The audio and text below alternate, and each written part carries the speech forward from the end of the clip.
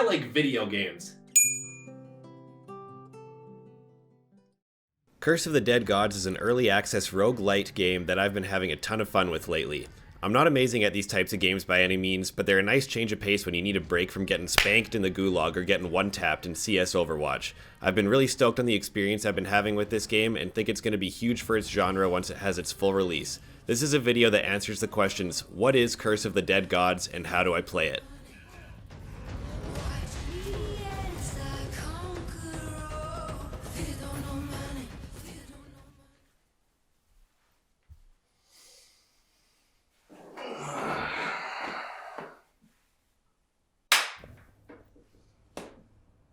Curse of the Dead Gods is an action-adventure isometric roguelite.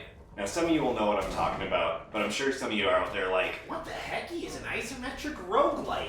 Well, I'm here to explain you a little knowledge. Isometric is just referring to the perspective of the game, which is an angled version of top-down. Some popular examples would be like StarCraft or Diablo.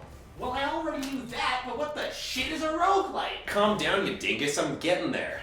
Oh. I'm not going to get too deep into this topic because there's a million videos out there explaining what a roguelite is and the difference between roguelites and roguelikes. But basically, a roguelite is defined by two main characteristics. 1. You gotta fight and or level your way up to an end goal through procedurally generated levels and rooms. The end goal will always be the same, but the way you get there is going to look different, creating a fresh new experience every time you start the game. 2. When you die in the game, you die in real life. For real though, it'll probably feel like you died in real life because every time you die in the game, you gotta start over from the very beginning. There's generally some form of progression kept from run to run, but the meat and potatoes of the bitch is you gotta learn from your mistakes. Man, this is not comfortable sitting in this chair. Ugh. Oh, that's better. Okay, so you're gonna die a lot, but that's part of the experience and what makes getting the objective so rewarding. And I'm gonna warn you ahead of time. If you've never played a game like this before, then be prepared to be pooped and spit on by every other dude you look at the wrong way. Alright, so in Curse of the Dead Gods you play as this dude with these fat mutton chops who wanders into this spooky ass temple for some reason. After you fully enter the temple lobby, you get cursed by the gods, but they don't seem to be very dead. I mean, if they were legit dead, I guess there'd be no point. So you gotta find your way through the temple while gathering loot and whooping ass so you can murk the boss. Okay, so I know what it is, but how do I play it? Relax, I'm trying to tell you. Okay, geez man, chill out. Alright, I'm gonna break this down into 3 quick parts. Temple progression and curses, fighting mechanics, and then unlocks and overall progression. At the beginning of each run, you'll be presented with a map showing you the possible paths you can take to the boss. You'll have a few options of rewards to pick from your first room, and you'll also be able to see all future possibilities for what's left over after each subsequent room clear. This is essentially how you get to plan your build for the boss fights. Your choices are as follows: gold, relic, weapon, stats, health haven, and unknown. Unknown is just a random one of the former choices. Gold is the most straightforward, and in my opinion, the most important. You wanna be a rich bitch. If you choose a gold room, then there'll be more gold lying around on the floor and in lootable chests throughout the level. Gold is used as a currency to buy weapons, relics, and stats from other rooms.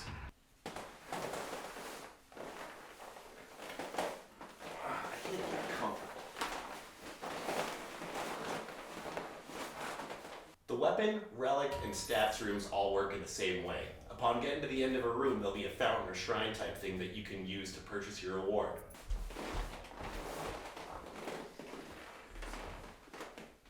If you chose a weapon room, you'll have a choice of 3 weapons. In a relic room, 3 relics, which are just an item you can pick up that gives you a passive buff. A couple quick examples would just be increasing your damage for a certain weapon type, or maybe increasing a stat.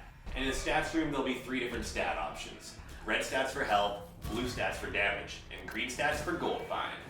Your options are going to be laid out from left to right, from most shittiest to most epic. Generally, the more expensive it is, the better it is. This is where you can use your hard-earned dollar bills to pay for some sweet loot. Or you can cut yourself and pay with your blood. Oh man, I don't know if I'm comfortable with that. Then this game's not for you, pussy! Oh man. If you don't have enough gold to pay for your reward, or if you're just a sadistic motherfucker, you can offer your blood to the gods in exchange for your reward, at the cost of gaining some corruption. Every 100 corruption you gain gives you a curse, which is a permanent debuff and generally some kind of slight buff of sorts. Some of these aren't too bad and can be managed fairly easily. They do stack up quickly, however, and once you get hit with 5 curses, you get the final curse. Expelzalok, Spelt? Oh, there's a T in it. Speltzalok's Truth. I'm gonna just put that one on the screen. Speltzalok's Truth. This final curse is a massive debuff that you do not want to get hit with. It essentially just leeches your life until it hits 1 HP and makes the game unplayable. You get corruption every time you cheap out at a fountain and pay with your blood, every time you finish a room and go to the next, and every time you use a health haven. The health haven is literally just a room with a blood fountain in the middle of it. And every time you click on it, you heal yourself, but you also gain a little bit of corruption. These rooms can be a great opportunity to heal yourself mid-run if you're dying, but they do cause you to sacrifice an opportunity to get a better reward, which could have helped you actually beat the boss at the end of your run. Alright, I think I'm ready to face the gods. Whoa, hold your horses. You don't even know how to fight guys yet. Oh, okay. When you first start the game, you'll be introduced to your torch and how the light mechanics work. At all times, you have a torch in your inventory that, when wielded, illuminates a small area around you, revealing traps, enemies, and treasures. The most important use of the torch is using it to light the braziers that are in every room, however. This is important because the braziers light up a really large area in the room, and when you fight the dark, you gain a little corruption and take more damage. All of your combat actions revolve around using up stamina, which is indicated by these little white diamonds under Mutton Chop Matthew here. Using a combo finisher, range attacks, two-hand attacks, and dodging all use 1 stamina. To get your stamina back, you either gotta exit combat, kill a dude, or execute a perfect dodge or a parry. A perfect dodge is when you dodge an attack at the very last second, and a parry is when you hit the parry button right as an enemy would hit you. Both of these sound easy, but are pretty difficult. A perfect dodge gives you back 1 stamina point, while a parry refunds you 2, so they're pretty important to learn how to master. And don't worry if you're having trouble with these, because I can't parry for shit and I'm still out here having fun. Alright, time to get into weapons. Each game you start with a basic sword and revolver, but there's way more weapons in the game that each have their own fighting styles and movesets. There's 3 different stances in the game: main hand, offhand, and two-hand. And each of these has 3 different weapon types. For main hands, you've got your swords, claws, and maces. Offhands are pistols, shields, and daggers, and for two hands, there's spears, heavies, and bows. I'm going to break all these down real quick in a nice chart. Main hands. This is going to be your most used weapon, which will either be a sword, claws, or mace. Swords are your medium damage, medium speed weapon. Claws are faster with lower damage, and maces are the slowest but have the biggest damage. Each of these weapon types have a combo finisher that does double damage and uses 1 stamina point. Finishers are executed by spamming the attack button. For swords, this is 4 hits, claws are 5, and maces are 3. Each of these weapons also have a charged attack by holding down the attack button. Charging a sword or mace does a double damage spin attack, while the charged claws make you dash behind the bad guy and hit him in the back. Each charged attack also costs 1 stamina point. Offhands. This weapon is used to complement your main hand and can also be strung into your main hand combos. In this slot, you'll have a pistol, shield, or dagger. Shields and daggers function similarly to your main hand weapons, with each having a combo finisher that deals double damage and costs 1 stamina point. Charging these weapons, however, costs 2 stamina, with the charged shield smashing you into the enemy and interrupting them, while the charged dagger dashes you forward for multiple hits. Strikes from behind with the dagger also deal double damage. The pistol is a little different as it's a ranged weapon. Each shot costs 1 stamina, but if you charge the pistol and let go at the right moment, the shot deals double damage. Something also notable is that the shield gives you more iframes when you're doing a parry, which just means you're invincible for longer when parrying with a shield. So if you're bad at these, it's definitely worth it to try practicing with the shield in hand. Two hands. These are for when you want to come into the fight big dick swinging. All these weapons are huge and look really cool. Spears, heavies, and bows. Each of these cost 1 stamina per attack. Spears have damage numbers that are on the lower side, but guarantee a crit every time you hit a bad guy with just the tip. Just the tip. Charged attacks do a 2-hit spin for 2 stamina. Heavies have a finisher that slams the ground with a charged attack that causes you to leap forward and knocks back most enemies. This again costs 2 stamina. The bows are the only other ranged weapon besides pistols. Bows have a perfect shot just like the pistol that deals critical damage and has a special dash that consumes no stamina. This is basically a smaller dodge. Personally, my favorite setup is a set of claws with a dagger for an offhand and a bow as your two-hand. This allows for a much faster playstyle, and the charge attack with the claws pairs really well with the dagger's double damage from behind. That being said, it's not possible to always get exactly what you want, as the loot options are always randomly generated. Essentially, you're going to be kiting enemies around a room while trying to take them out individually. The fighting all heavily revolves around stamina maintenance, so the faster you can learn to parry, the easier you're going to make the game for yourself. I really suck at parrying, so this generally just results in me utilizing the shit out of the dodge mechanic. Alright, now that you're all masters of fighting, we can move into that final segment. I mentioned previously that when you die, you need to start the game over from the beginning. This means that you lose all your weapons, stats, relics, gold, and the progression of the run you were currently on. However, there is one thing you keep from run to run: crystal skulls.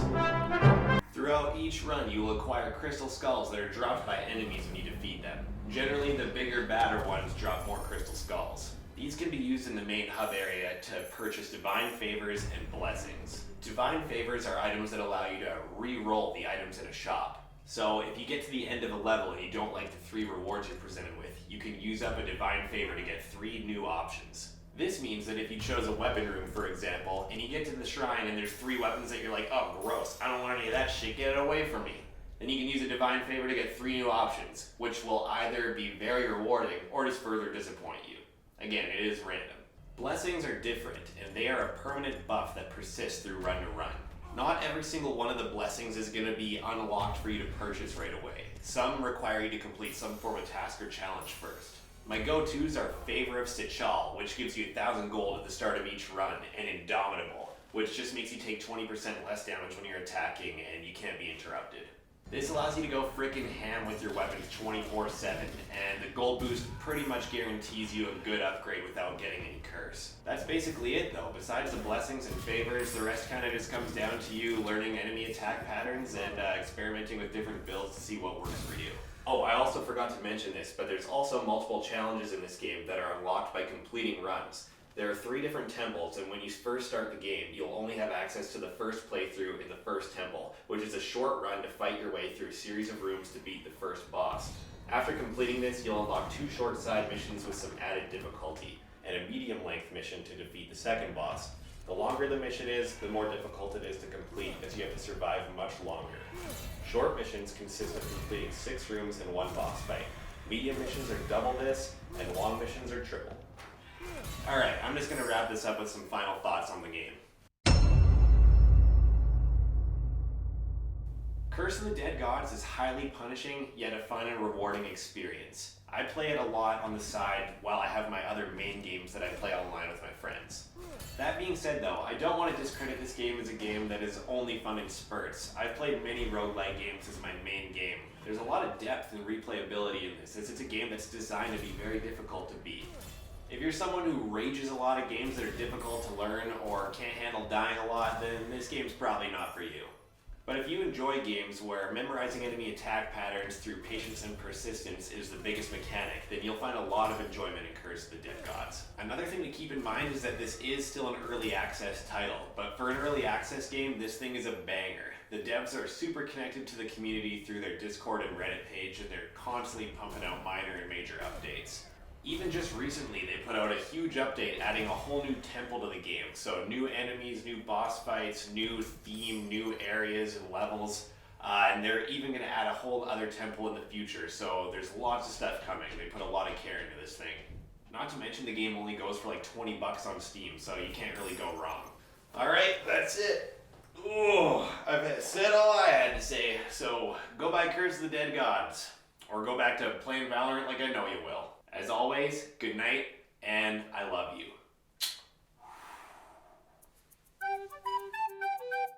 If you enjoyed that video, I'd really appreciate it if you left a like and subscribed. Thanks for watching, and I'll see you in the next one. Take her easy.